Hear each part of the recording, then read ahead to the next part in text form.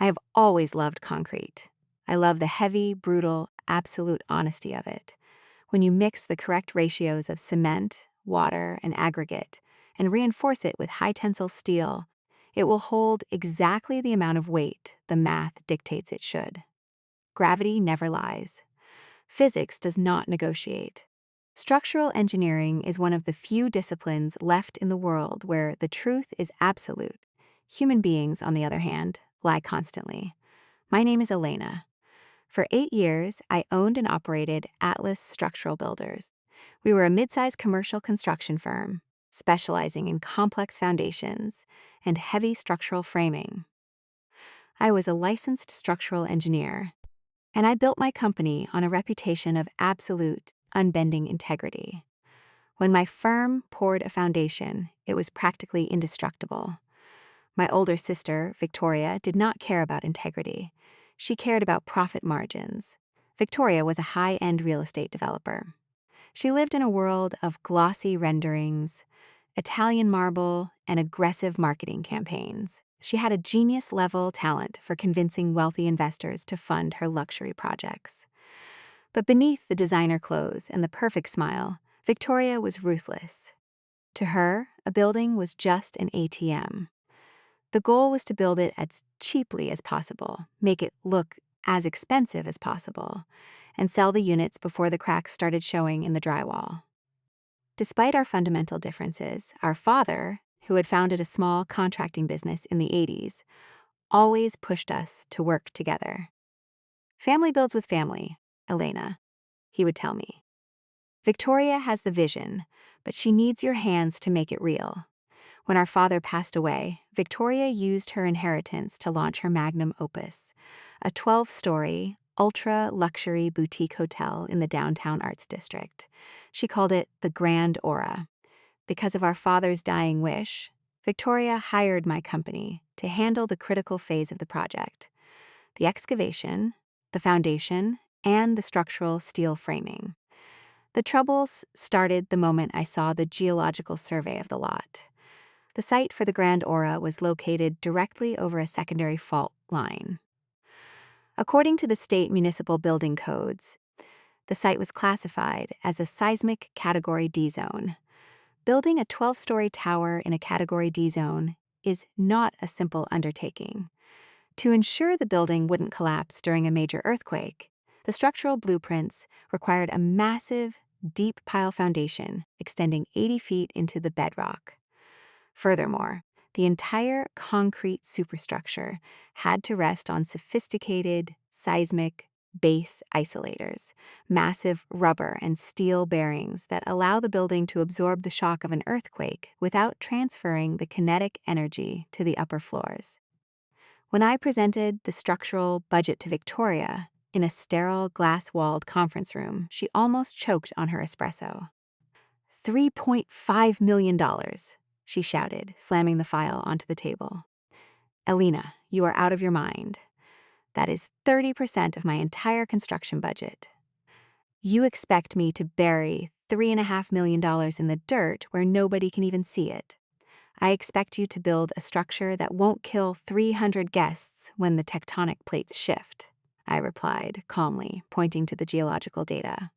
This is a Category D zone, Victoria. The base isolators alone cost $800,000. I will not sign off on the engineering permits unless this foundation is built exactly to this spec. Victoria glared at me. Her eyes were cold, calculating.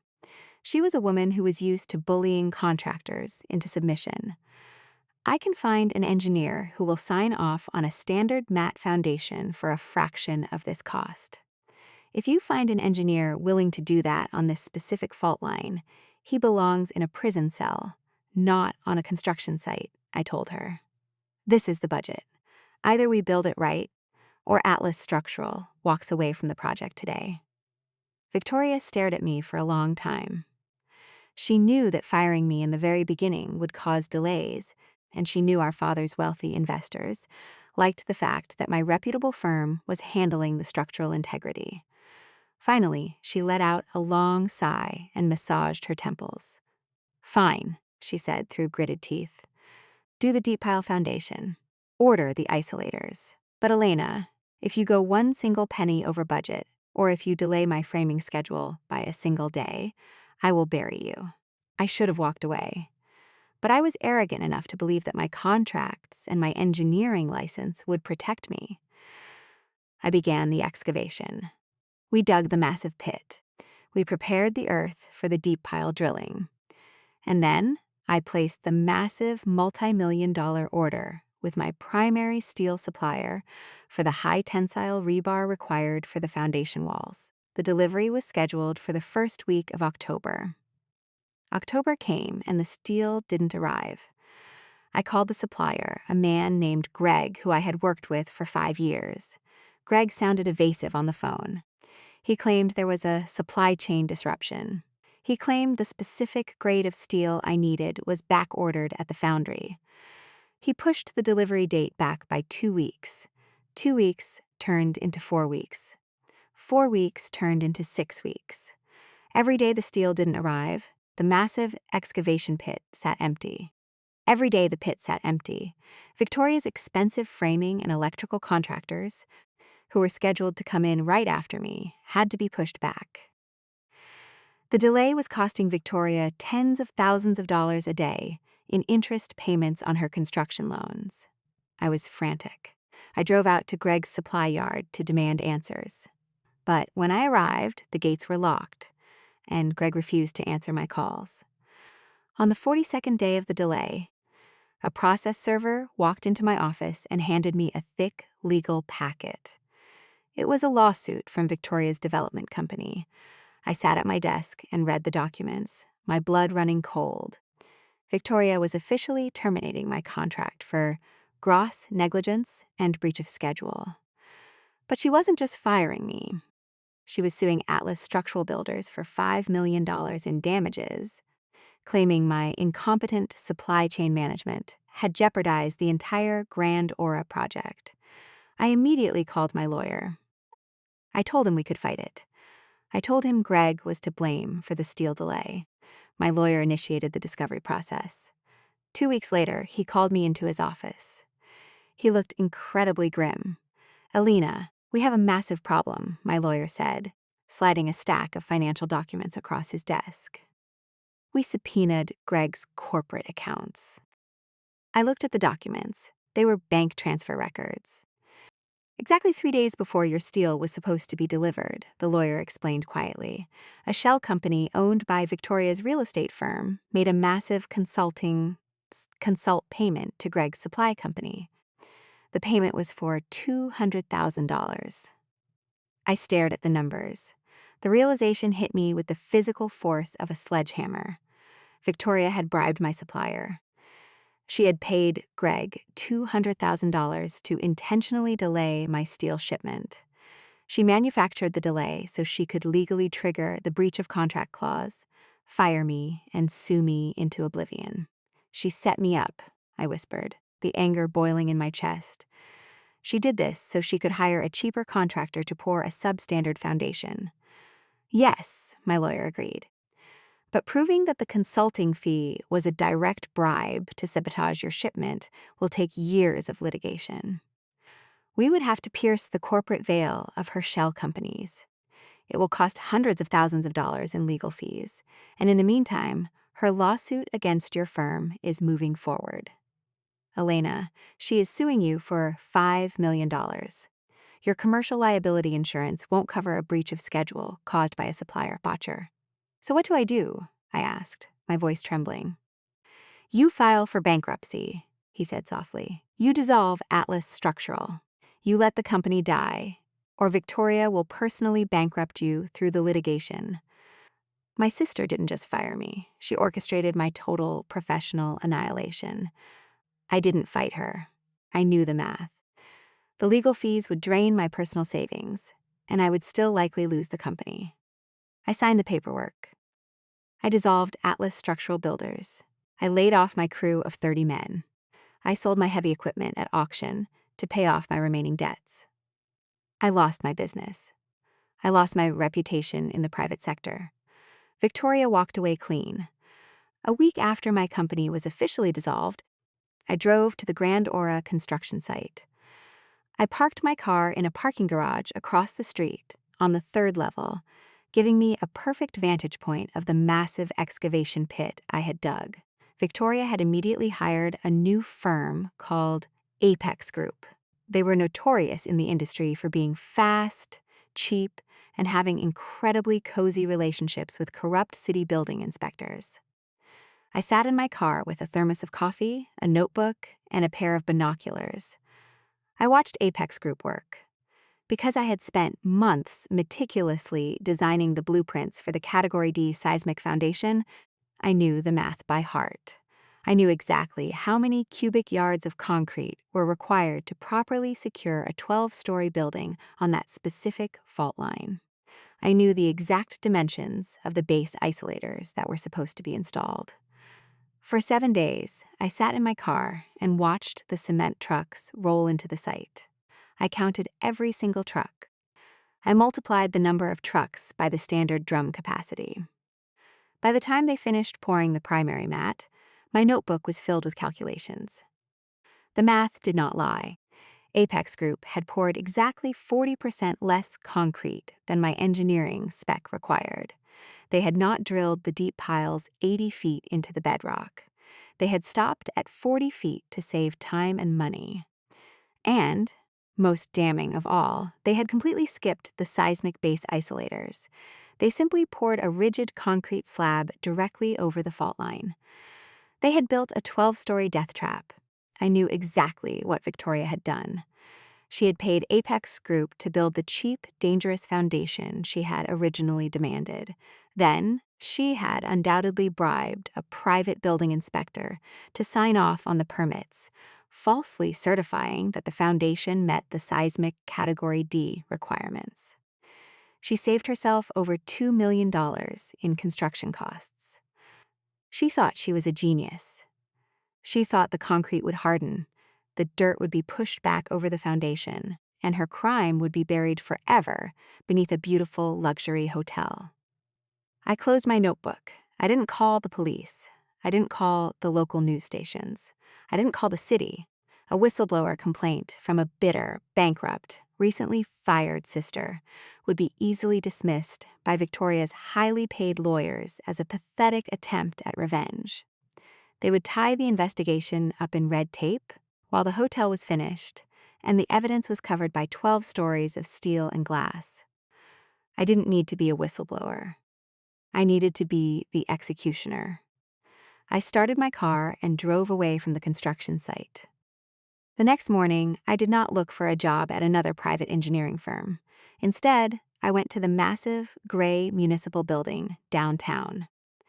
I walked into the Department of Building and Safety because I possessed a top-tier structural engineering license, an impeccable academic record, and a resume showing 8 years of managing complex commercial projects. The city was thrilled to have me. They didn't care that my business had failed due to a somber issue. They cared that I knew how to read a blueprint better than anyone else in the building. I applied for a position as a senior structural inspector. The salary was less than a third of what I used to make. The office was small and windowless. I took the job immediately. For the next 2 years, I lived a very quiet, very disciplined life. I wore a gray municipal uniform. I carried a clipboard. I inspected strip malls, office park renovations, and apartment complexes. I built a reputation within the department as the most meticulous, unbribable, and legally rigorous inspector on the city payroll. And every single day, I drove past the Grand Aura construction site on my way home. I watched the steel framing go up. I watched the exterior glass panels being installed. I watched the massive, gold-plated letters spelling out the Grand Aura being hoisted onto the roof. Victoria was building a monument to her own arrogance. She was spending tens of millions of dollars on imported marble floors, crystal chandeliers, and velvet-lined elevator cabs. She was aggressively marketing the hotel to wealthy international tourists, promising an experience of unrivaled luxury and safety. She had absolutely no idea that the woman she had bankrupted to build it was now carrying a city badge.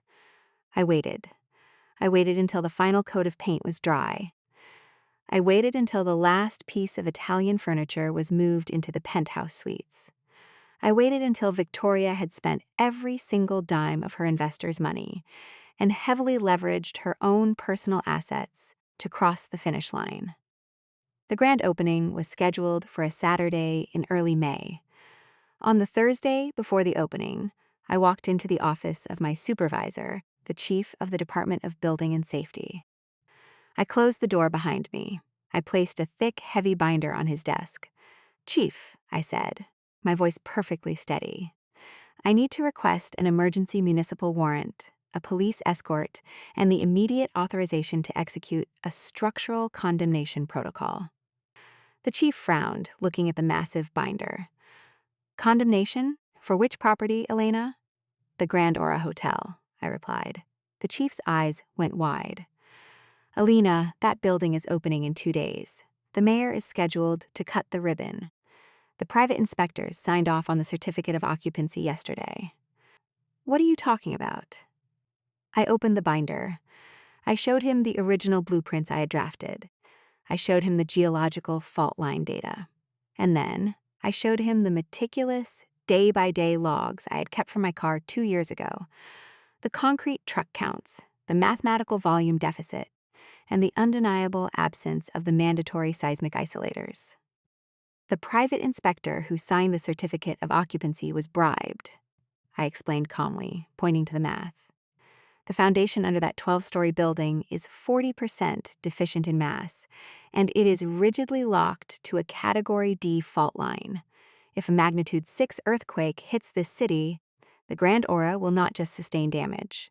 It will suffer a catastrophic pancaking collapse. 300 people will die." The chief stared at the math. Gravity never lies. Physics does not negotiate. He picked up his phone and called the city attorney. The trap was finally set, and I was going to be the one to spring it. When you bring evidence of massive structural fraud to a municipal government, the bureaucracy does not move slowly. It moves with the aggressive, panicked speed of a massive institution trying to avoid a billion-dollar liability lawsuit. The city attorney did not just look at my binder. He called an emergency meeting with the district attorney's office. They brought in a third-party, independent structural engineering firm to review my math. The independent engineers took less than 2 hours to confirm what I already knew. Based on the delivery logs of the concrete trucks and the blueprints, the foundation of the Grand Aura was critically compromised. It was a Category D failure. If a magnitude 6 earthquake hits this fault line, the independent engineer told the city attorney in a quiet conference room, that 12-story structure won't sway. The rigid concrete mat will snap.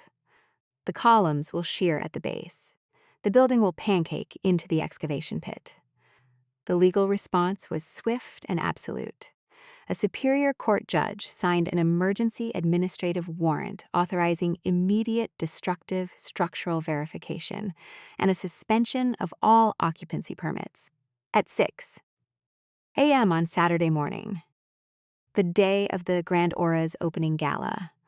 Investigators from the district attorney's office visited the home of the private building Inspector Victoria had hired. They found him drinking coffee in his kitchen. They quietly placed him in handcuffs and arrested him on multiple felony charges of bribery and falsifying public safety documents. By noon, the trap was fully armed. Victoria, completely unaware that her legal shield was currently sitting in a holding cell, was in her absolute element. She had spent $500,000 on the grand opening gala alone. The event was spectacular. She had cordoned off the street in front of the hotel. A long red carpet stretched from the Vallacy stand to the massive gold-trimmed glass doors. There were ice sculptures, string quartets, and towers of expensive champagne set up in the sprawling marble lobby. The guest list was a who's who of the city's elite: local politicians, wealthy real estate investors, lifestyle influencers, and luxury travel critics were all mingling in their finest evening wear. Victoria was wearing a custom floor-length silk gown. She looked like a queen surveying her conquered kingdom. I watched a live stream of the event on a local news channel from the passenger seat of a white municipal truck. Victoria was giving an interview to a reporter, smiling brilliantly for the camera. "The grand aura is a testament to perseverance," Victoria told the reporter, holding a flute of champagne. "We faced significant challenges during the early phases of construction, including some unfortunate delays with our initial contractors. But we pushed through. We never compromised on our vision for absolute luxury." I turned off the video stream. I picked up my two-way radio. "All units," I said, my voice calm. "Move in." Our convoy consisted of 3 heavy white municipal trucks, a specialized structural testing van, and 2 marked city police cruisers. We turned onto the avenue and drove directly toward the red carpet. The valets, wearing sharp red jackets, tried to wave us off, pointing frantically toward the delivery entrance in the back alley. We didn't stop. The police cruisers flipped their lights on, a silent, flashing array of red and blue that immediately cut through the festive atmosphere of the street. We parked our heavy trucks directly in front of the main entrance, completely blocking the red carpet and a row of parked luxury sports cars. I stepped out of the lead truck. I was not wearing a silk gown. I was wearing my official city uniform: heavy steel-toed boots, dark gray cargo pants, a bright yellow high-visibility safety vest with "DEPT" of building and safety printed across the back, and a white hard hat bearing the city seal. I looked completely, aggressively alien in that sea of luxury. I walked up the red carpet. The chief building inspector walked beside me, followed by 3 city marshals and a crew of 4 structural technicians carrying heavy, diamond-tipped core drills. The string quartet in the lobby stopped playing as we walked through the front doors. The heavy thud of our steel-toed boots on the imported marble floor echoed loudly, silencing the chatter of the wealthy guests. Victoria was standing near the grand staircase. She saw me, and her perfect camera-ready smile instantly vanished. Her face twisted into a mask of pure, unfiltered rage. She assumed this was a pathetic, desperate stunt by a bitter, bankrupt sister. She thought I was crashing her party to cause a scene. She handed her champagne glass to a waiter and marched directly toward me, her silk dress flowing behind her. "What the hell do you think you are doing, Elena?" Victoria hissed, keeping her voice low so the nearby investors wouldn't hear. "Are you insane? You can't be here. Security." 2 large security guards in black suits stepped forward, reaching out to grab my arms. "Touch a municipal officer conducting an official safety inspection, and you will be arrested for felony assault," the city marshal behind me stated, resting his hand casually on his duty belt. The security guards immediately backed away, holding their hands up in surrender. Victoria froze. She finally stopped looking at my face and looked at the uniform I was wearing. She read the bold letters on my safety vest. She saw the city seal on my hard hat. She looked at the police officers flanking me. Confusion flickered in her eyes, rapidly followed by a rising tide of panic. "What is this?" she demanded, her voice shaking slightly. "Elena, what kind of joke is this? You're a failed contractor, not a city inspector." I reached into the cargo pocket of my pants. I pulled out my heavy brass municipal badge and held it up. "I am Senior Inspector Elena Rossi, representing the Department of Building and Safety," I said, my voice projecting clearly across the silent lobby. I pulled a thick, folded legal document from my other pocket and handed it to her.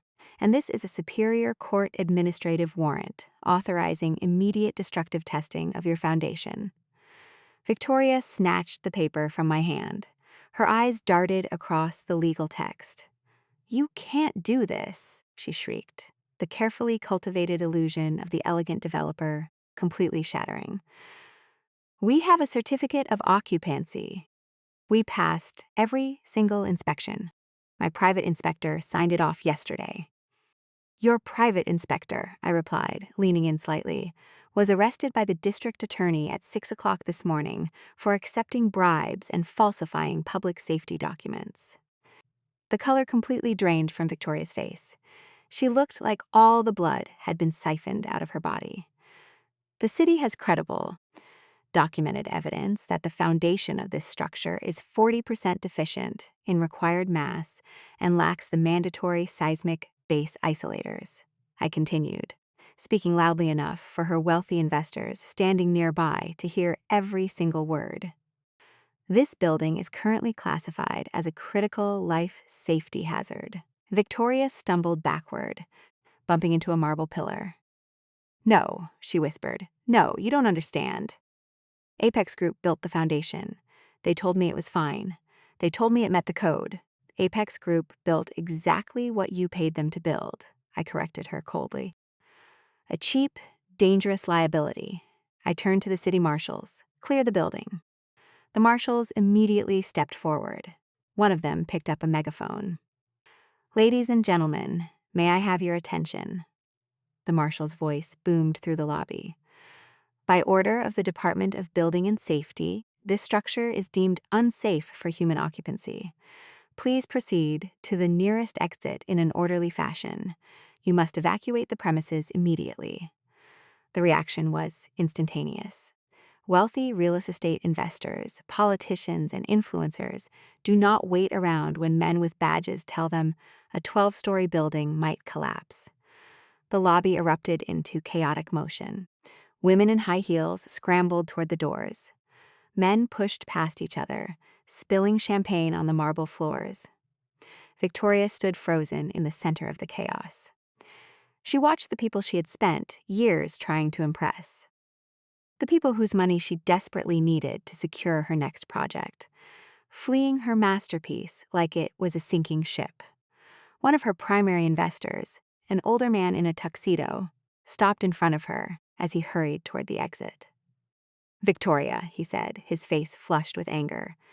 If this is true, if you cut corners on the structural engineering, my firm is pulling our funding, and we are suing you for every dime of our investment. He didn't wait for her to answer. He turned and walked out. Wait, Victoria cried out, reaching toward him. It's a mistake. It's just a misunderstanding. But he was already gone. Within 10 minutes, the massive opulent lobby was completely empty. The string quartet had packed their instruments and fled. The catering staff had abandoned the champagne towers. The only people left inside the Grand Aura were Victoria, myself, the police, and my structural testing crew.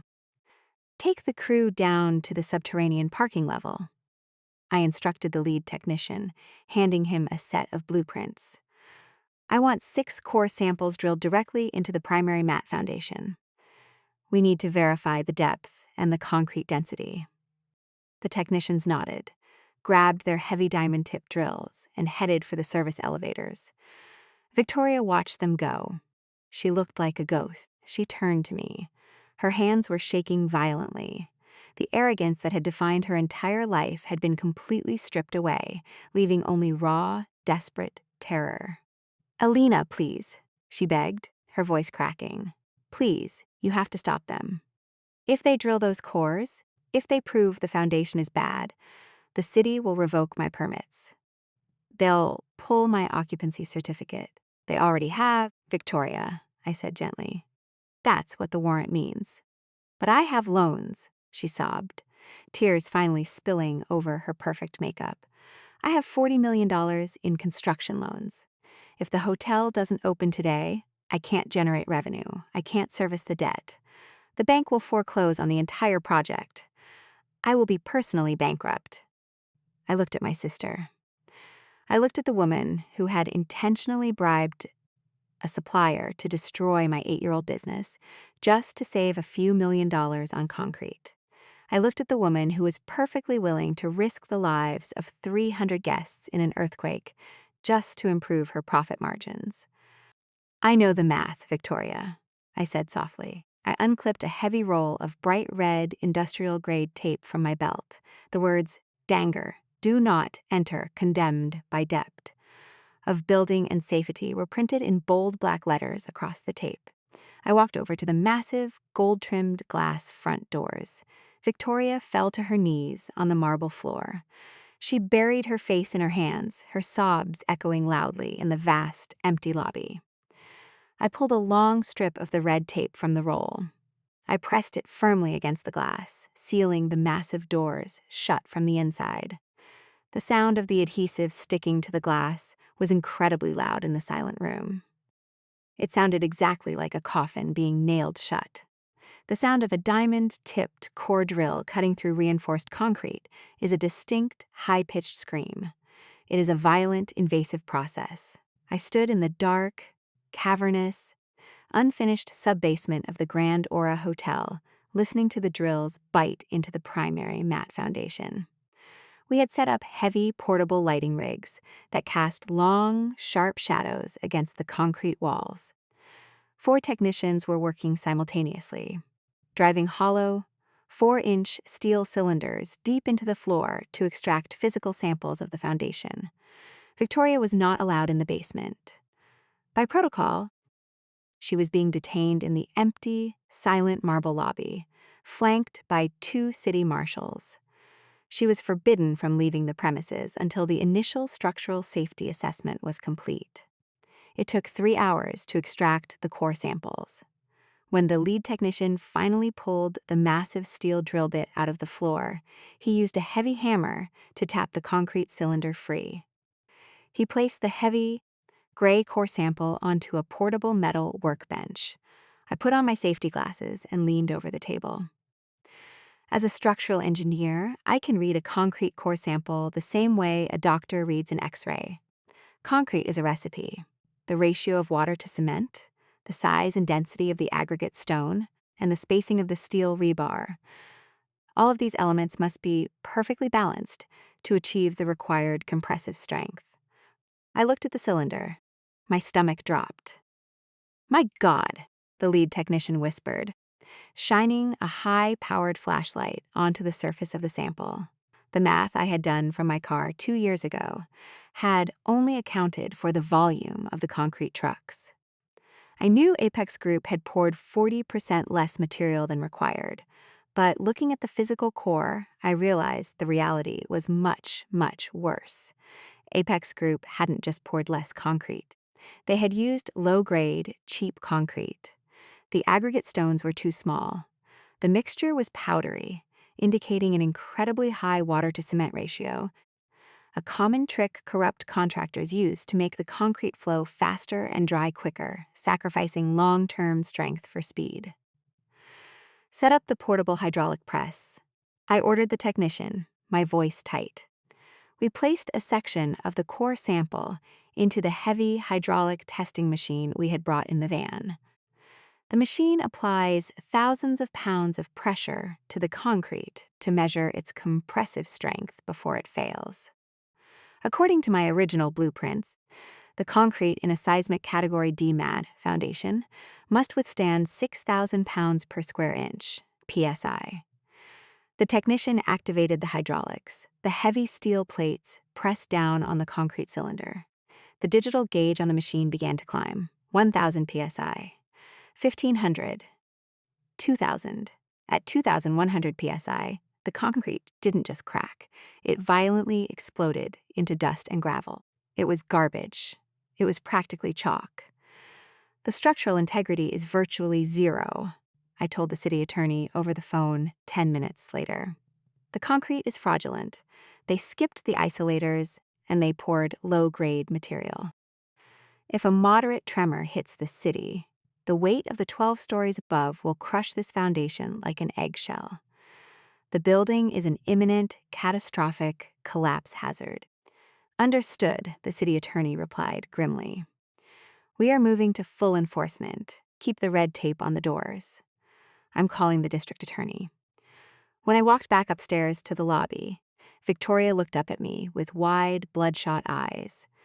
She had spent the last 3 hours pacing the marble floor, her expensive silk gown now wrinkled and dragging. I didn't speak to her. I simply nodded to the city marshals. Ms. Rossi, the marshal said to Victoria, you are ordered to vacate the premises immediately. This structure is officially condemned by the city of Los Angeles. No one is permitted inside. Victoria didn't scream this time. The reality had finally crushed the fight out of her. She walked out of the glass doors, her head bowed, stepping past the thick red tape that sealed her $30 million masterpiece forever. The fallout was terrifyingly swift. The district attorney did not wait for Monday morning. On Saturday evening, while Victoria was sitting in her dark apartment, a SWAT team raided the offices of Apex Group. They seized hard drives, filing cabinets, and servers. They arrested the owner of the construction firm as he was trying to board a flight to Mexico. By Sunday morning, the emails between Victoria's real estate development firm and Apex Group were in the hands of the prosecutors. The emails clearly documented Victoria aggressively demanding cost reductions on the foundation materials, and Apex Group enthusiastically agreeing to bypass the seismic codes in exchange for a massive under-the-table cash bonus. On Monday morning, the story exploded across the local news. Helicopters circled above the Grand Aura. Drone footage showed the beautiful 12-story luxury hotel sitting empty on a busy downtown street, surrounded by police barricades. A massive 10-foot-long banner had been hung across the front doors by the Department of Building and Safety, bearing the word "condemned" in bold, unmissable letters. Victoria's financial empire evaporated overnight. A condemned building has an appraised value of 0. It cannot be occupied. It cannot be sold. It cannot be insured. When the primary lender, a massive commercial bank that had floated Victoria $40 million in construction loans, saw the news, they immediately declared the loan in default. They froze all of Victoria's corporate operating accounts.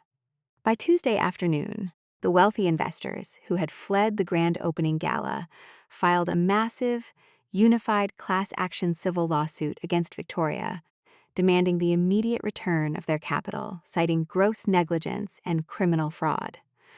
Victoria was facing decades in prison, absolute bankruptcy, and public humiliation on a spectacular scale. She was completely cornered. And when a narcissist is cornered, they always resort to manipulation. On Wednesday afternoon, I was sitting at my small gray metal desk in the municipal building, filing the final paperwork on the core sample analysis. The door to my office opened. It was Victoria. She looked a decade older than she had on Saturday. She was wearing a simple black sweater and slacks. She wasn't wearing any makeup. The arrogant, untouchable real estate developer was gone, replaced by a desperate, frantic woman who had finally run out of runway.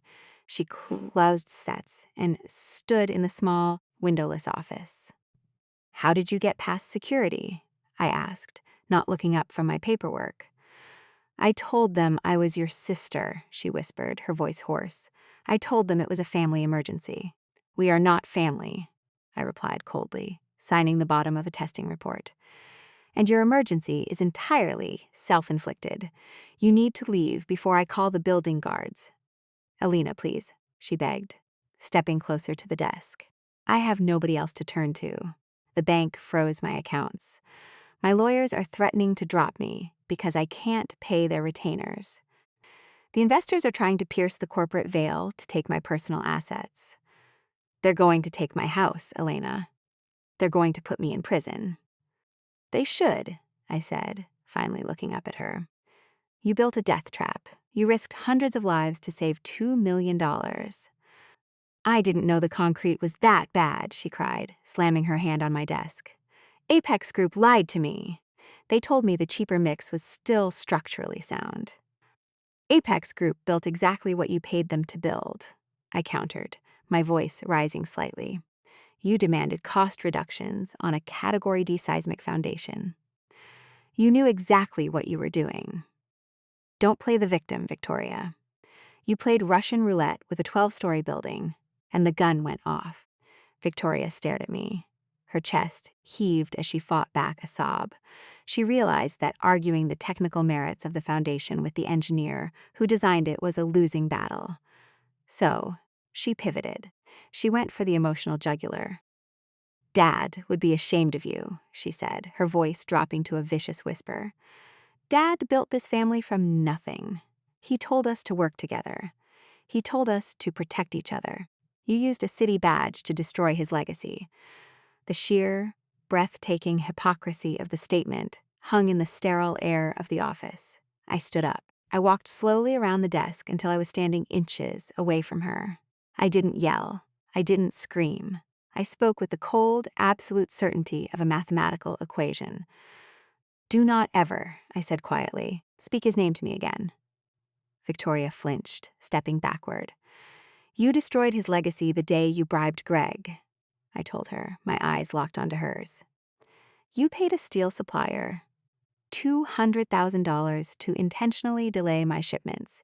You manufactured a breach of contract to fire me. You sued Atlas Structural Builders for $5 million and forced me into bankruptcy. Victoria's eyes widened. She hadn't realized I knew about the bribe. She thought she had covered her tracks through the shell companies. I know everything, Victoria, I continued, backing her toward the door. I know you bankrupted your own sister. The woman our father begged you to build with, just so you could hire a corrupt contractor to pour a cheap foundation. You threw me to the wolves to improve your profit margins. I was desperate, she stammered, frantically searching for an excuse. The budget was too tight.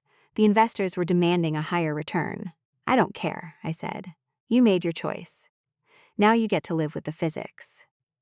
Victoria realized the emotional manipulation was completely useless.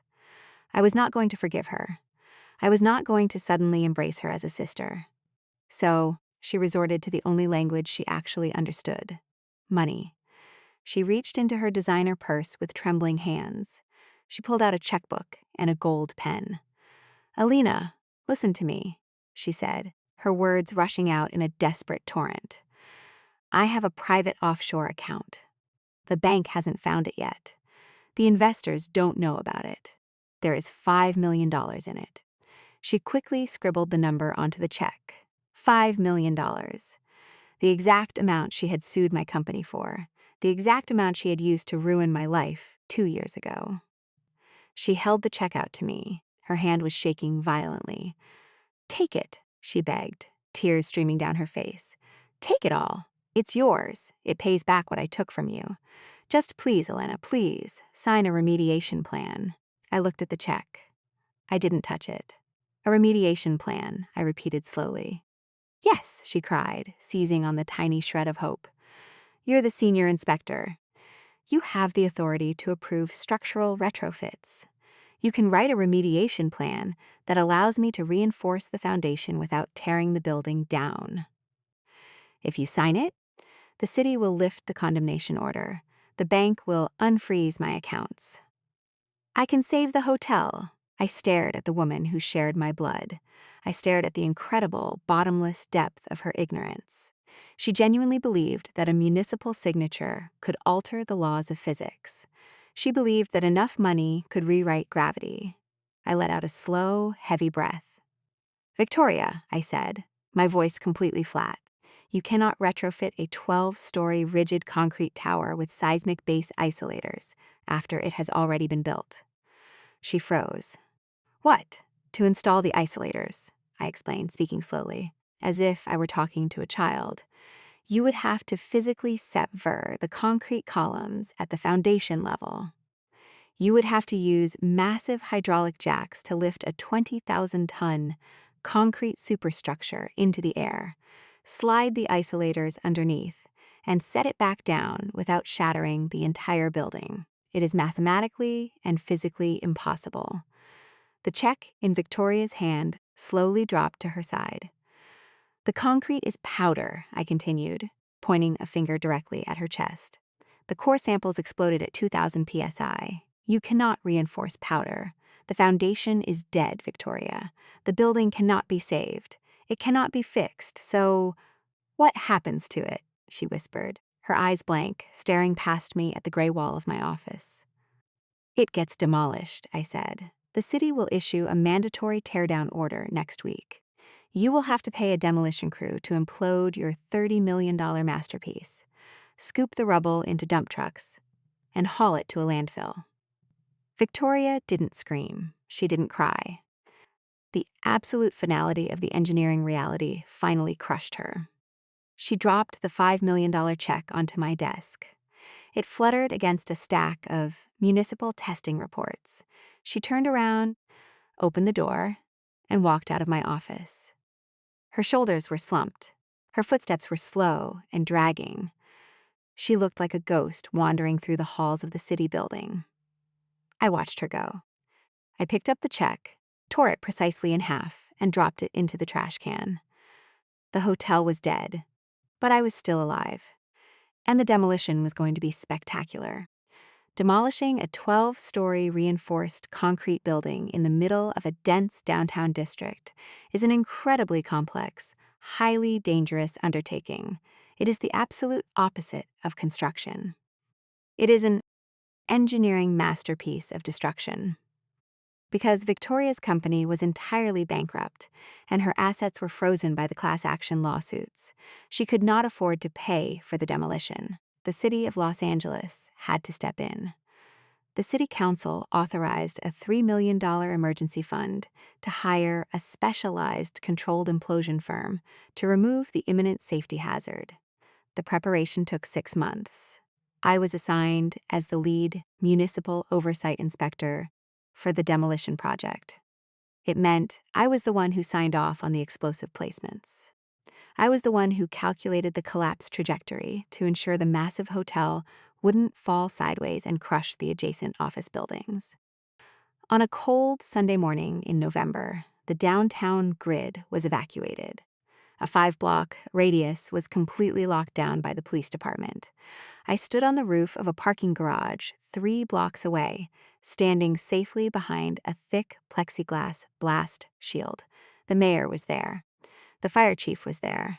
A dozen local news crews had set up their heavy cameras on tripods, broadcasting the event live across the state. I looked at the grand aura. The massive, gold-plated letters on the roof had been removed and sold at auction by the bankruptcy liquidators. The windows had been taken out to reduce explosive resistance. The building looked like a hollow gray skeleton. 2 minutes to detonation, the lead explosive engineer announced over the radio system. I thought about my sister. I thought about Victoria standing in her custom silk gown on the red carpet, sipping champagne, completely convinced she was invincible. I thought about the $200,000 she had paid to destroy my life's work. 10 seconds, the radio crackled. I didn't feel angry anymore. I didn't feel sad. I just felt a deep, profound sense of mathematical balance. Gravity was finally coming to collect the debt. 3, 2, 1, fire. The sound of the implosion was not a single boom. It was a rapid fire, rolling sequence of sharp, concussive cracks that vibrated deep in my chest. The explosive charges strategically severed the primary load-bearing columns on the lower floors. The structural integrity of the building vanished in a fraction of a second. Gravity took over. The center of the grand aura suddenly sagged inward. The roof collapsed. The 12 stories of concrete, steel, and Italian marble pancaked violently downward, folding perfectly into the footprint of the excavation pit. It took exactly 8 seconds. $30 million. Years of aggressive marketing. A lifetime of arrogant ambition. All of it was reduced to a massive, billowing cloud of gray dust that rolled through the empty city streets. The mayor clapped the explosive engineer on the shoulder, congratulating him on a clean drop. The news crews began wrapping up their equipment. I stood at the plexiglass shield and watched the dust settle over the massive pile of rubble. The physics equation was finally balanced. Victoria's destruction in the legal system was slightly slower than the implosion of her hotel, but it was just as absolute. She did not go to a maximum security prison. White-collar criminals rarely do when they agree to cooperate.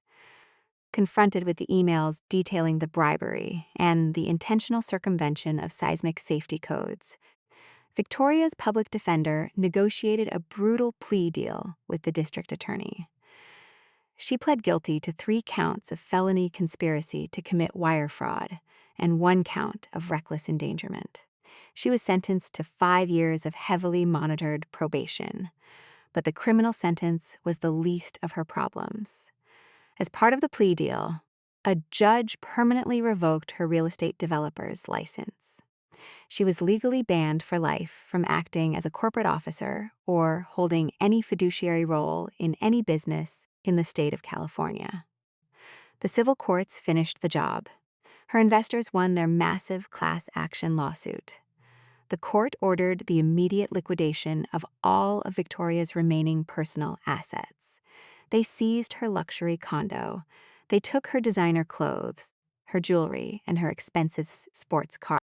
She was left with absolutely nothing. The last time I heard anything about my sister, she was renting a tiny, one-bedroom apartment in a dreary suburb 2 hours outside the city.